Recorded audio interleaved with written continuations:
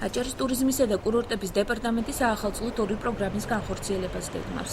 აჭარაში ფასდაკლების სეზონი ასეთია პროექტს, რომელიც 27 დეკემბრიდან 30 იანვრის ჩათვლით განხორციელდება და ის სასტუმროებისა და ტურისტული ობიექტების 30-დან 40%-მდე ფასდაკლებას ითვალისწინებს. ასევე 27 დეკემბრიდან 11 იანვრის ჩათვლით ევროპის მოედანზე სპეციალურად მოწყობილ სცენაზე სხვადასხვა შემოქმედებითი კოლექტივების კონცერტებია დაგეგმილი.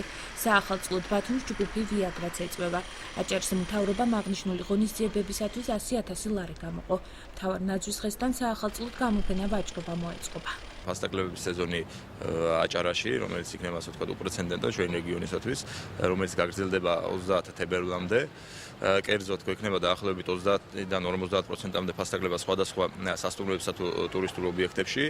დეტალური ინფორმაცია შეგვიძლია ვიხილოთ Batumi events.com საიტზე, საიდანაც შესაძლებელია აღნიშნულ პროექტში ჩართვა.